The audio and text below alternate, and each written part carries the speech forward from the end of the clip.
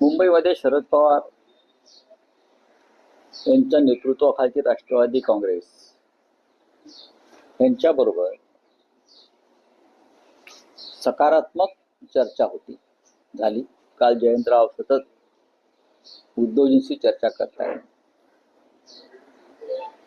आणि काल त्यांना ज्या जागा हव्या होत्या लढण्यासाठी त्यातल्या बहुतेक जागा आम्ही त्यांना दिलेल्या आहेत. त्याच्यामुळे राष्ट्रवादी काँग्रेस, शिवसेना, मनसे युतीमध्ये काही अडचण आहे मला असं या क्षणी दिसत नाही. आणखीन काही जागा ज्या आहेत त्या दुर्दैवानं मनसेच्या कोट्यात गेलेल्या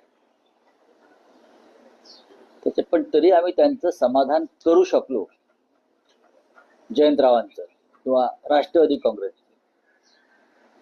याची आम्हाला खात्री आहे. शरद पवार साहेब आमच्याबरोबर असावेत ही आमच्या सगळ्यांची भावना आहे. त्यांच्यासारखं ज्येष्ठ नेतृत्व या आमच्या आघाडीमध्ये असावं, त्यांचा पक्ष असावा, यासाठी आम्ही सगळे प्रयत्नशील होतो. सुप्रियाताई सुळे असतील, स्वतः पवार साहेब, जयंतराव, शशिकांतराव शिंदे, या सगळ्यांनी प्रयत्न करून आम्ही मुंबईमध्ये एक चांगला फॉर्म्युला तयार केला आणि त्यांना ज्या जागा हव्या होत्या त्यातल्या बहुसंख्य जागा आम्ही त्यांना देऊ शकलो.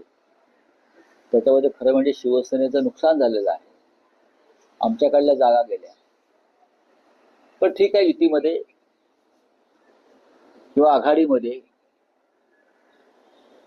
असं होत असतं आणि ते स्वीकारलं पाहिजे. खास करून 111 नंबरचा वॉर्ड मधून धनंजय पिसाळ हे तुम्ही इच्छुक होते त्यांच्या. आता आमच्या सुद्धा अनेक जागा व्यक्तिगत मी काही म्हणत नाही. आता आम्ही ज्या मनसेला जागा दिल्या त्या आमच्या सिटिंग जागा बऱ्याचशा आहेत, किंवा शरद पवार साहेबांच्या पक्षाला आम्ही जागा दिल्या त्या आमच्या सिटिंग जागा आहेत. तिथे आमचे लोक नाराज झाले आहेत ना. व्यक्तिगत कशा करता बोलताय तुम्ही? आमच्याही लोकांमध्ये तिथे अस्वस्थता आहे ना, त्यांची संधी गेली ना. पण आघाडीमध्ये आणि युतीमध्ये ह्या गोष्टी पाहायच्या नसतात, कारण ही आघाडी आणि युती जी आहे ही एका विशिष्ट हेतूने झालेली असते.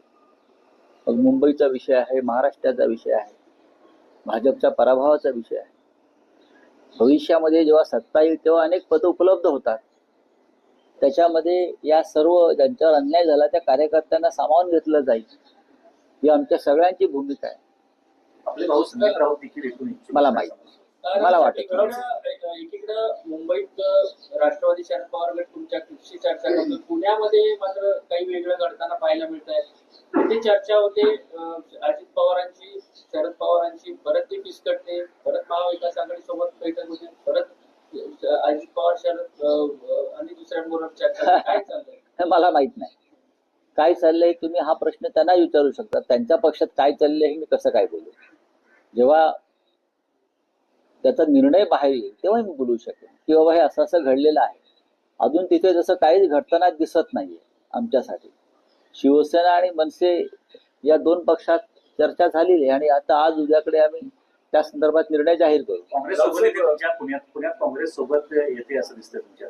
हो, आमचा तसा प्रयत्न सुरू आहे आणि त्यांचाही प्रयत्न सुरू आहे. परंतु काँग्रेसला मनसे तिथं पुण्यात चालते परंतु मुंबईत चालत नाही, अशा प्रकारचा एक प्रश्न होतो. नाही, मुंबई ही वेगळी संस्थान आहे प्रत्येकाचं.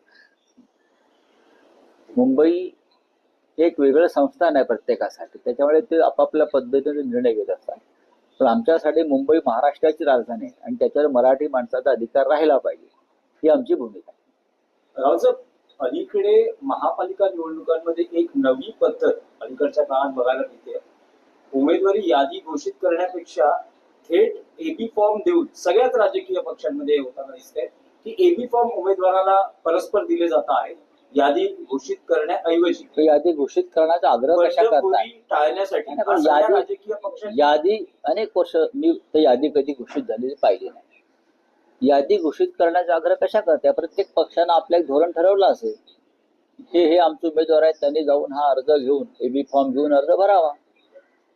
त्यानुसार उमेदवारांच्या बैठका घेतल्या जातात संभाव्य आणि त्यांना तशा सूचना दिल्या जातात आणि अर्ज भरल्यावर त्यांची नावं तुम्ही प्रसिद्ध करता सगळे. नाही, पण या निवडणुकीमध्ये असं दिसतंय की अभूतपूर्व बंडाळीला सगळ्याच राजकीय पक्षांना सामोरं जावं लागलं. प्रत्येक निवडणुकामध्ये अलीकडच्या काळामध्ये भारतीय जनता पक्ष सत्तेत आल्यापासून या बंडाळ्या वाढलेल्या आहेत. मंडळाला उत्तेजन दिलं जातं. पूर्वी निवडणुकीच्या रिंगणामध्ये मोजके पक्ष होते. आता 2 शिवसेना, 2 राष्ट्रवादी काँग्रेस आहेत ना, पर्याय उपलब्ध आहेत. असंतुष्टांना पर्याय उपलब्ध आहे आणि मग त्यात पैशाचा वापर करून लोक विकत घेतले जातात. त्यातून बंडाळ्या होतात. बंडाळांना उत्तेजन दिलं जातं. भाजपकडून मुंबईत उत्तर भारतीय मतदारांना आकर्षित करण्यासाठी जी स्टार प्रचाराची यादी जाहीर केली त्यामध्ये योगी आदित्यनाथ आहेत, मैत्री ठाकूर आहेत, इतर मनोज तिवारी आहेत, अशी उत्तर भारतीयांना आकर्षित करण्यासाठी एक वेगळी स्ट्रॅटेजी नाही, त्यांच्यामध्ये त्यांनी मुंबईची फाळणी केलेली आहे. एक परप्रांतीय